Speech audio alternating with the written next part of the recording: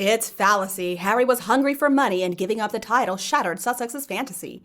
Hello and a very warm welcome to Kate Middleton and the Queen News YouTube channel. So when Harry was asked why he doesn't want to give up his title, he replied, "Doesn't make any difference." Often it is difficult to tell if Harry is as dumb as he seems to be or if he really thinks that the public is so stupid. He sure did skirt around that issue, did he not? So he tried to make Anderson Cooper feel like an idiot for asking the question in the first place. It's a gaslighting technique that Harry loves to use, and he probably learned it from that narcissist he married, Meghan Markle. So the technique is to turn a threatening question around and turn it into a weapon to erode the confidence of the interviewer. Rattle him up a little bit, make him feel discombobulated, and you're going to end up throwing him off center. And I guess he was successful. So the question was deflected, and we never ever got a clear answer from Harry. Now, Cooper didn't really pursue the question, probably because he was worried that if he did not maintain some kind of deference to Harry as a royal prince, Harry may get up and walk out the door altogether.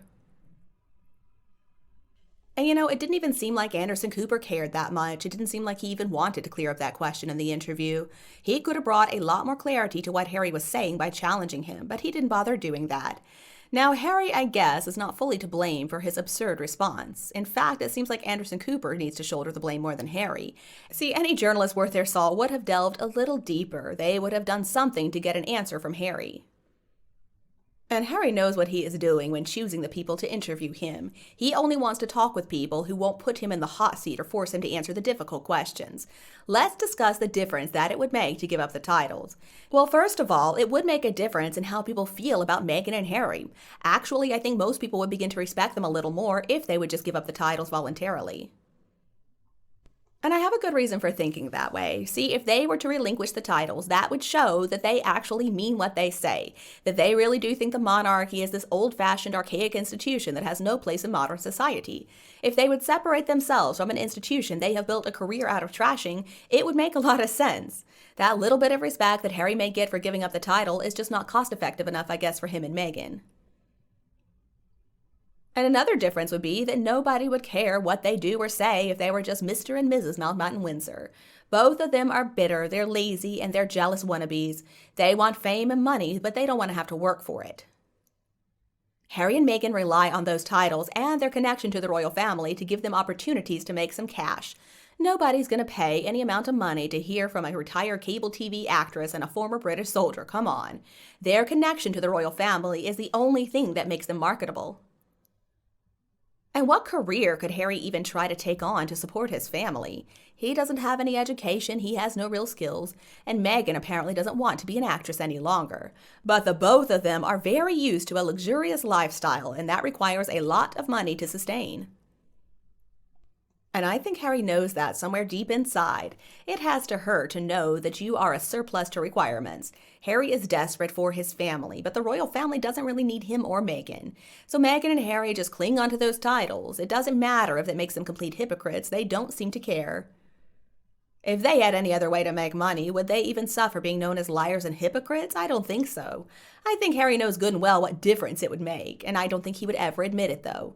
It does not require his admission, though, for it to be true.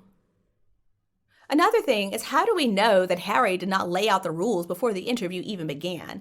I'm guessing he said something like, "These are the questions you're allowed to ask, these are the topics you're not allowed to discuss, and if you dare go against me, I'm going to walk away." I did get the sense that Anderson Cooper was walking on eggshells. I think the interview was already compromised because the whole thing was scripted. I suspect there were no-go zones in place. I'm sure Harry makes it known to anyone who interviews him that he is going to walk out if they dare challenge him or go off script. A very close friend of mine was actually a journalist, but he ended up retiring early from the field because he said the whole field is corrupt. There are no true journalists left, just wannabe celebrities and talk show hosts. Now, when my friend first started out in journalism, they would have had a field day with Harry and Meghan. They would have asked them all the tough questions, and they would not have let them off the hook with this lack of response. I don't think Harry would dare face a tough interviewer. He knows that he cannot handle being grilled. Piers Morgan would do a great job. Without any nastiness, though, I think he could just put Harry on the line. But we know that's never going to happen because Harry would not be able to control the narrative. And as for Oprah, what in the world was she thinking getting involved with those two? Oprah did nothing to challenge either of them. She didn't ask them why they were spilling all these dirty secrets. It was such a load of garbage delivered by two little children in grown-up form. That woman has made it her life's mission to try and destroy the royal family. Who does she think she is? It's up to the people of the UK to decide exactly how long they want them to remain in their positions. And after the Queen passed away, they really should have gone about their lives as very rich people and forgotten about all the parading around. It's simply unnecessary. It's so outdated, too. And I'm guessing the kids would thank them later for not being born into this goldfish bowl situation. Now, you know Meghan would never let Harry get anywhere close to Piers Morgan because he exposed her as a hypocrite and a grifter. Piers would rip Harry to shreds, in a nice British way though, of course. Now, it's one thing to be extra to requirements, but it's a total different story to be such an idiot that nobody actually even wants to spend time with you. And if Harry had problems with his family as a family instead of an institution, then he could have just solved those problems privately. Now, if he has problems with the royal family as an institution, then he should relinquish all the titles, plus his own and his kids' places in the line of succession. But he hasn't done any of these things, so the only conclusion we can come to is that he has some kind of hidden agenda for the unkind and in many cases untrue things that he has written and said. I think I see right through Harry. I know what he's up to. He believes that he's some kind of savior who came to save the monarchy from its own self.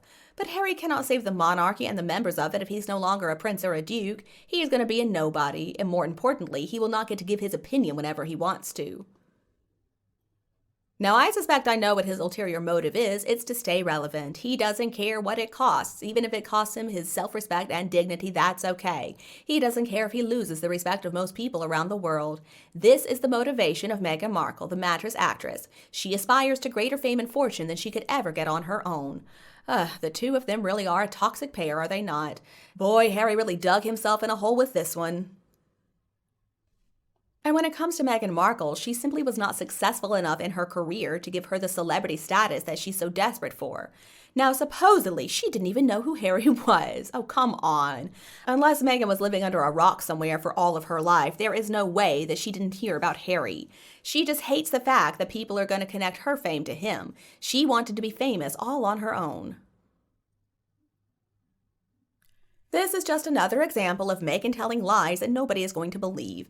She's not a very good actress. I think everybody in this world has heard of Harry except for people who maybe don't have access to the internet or media.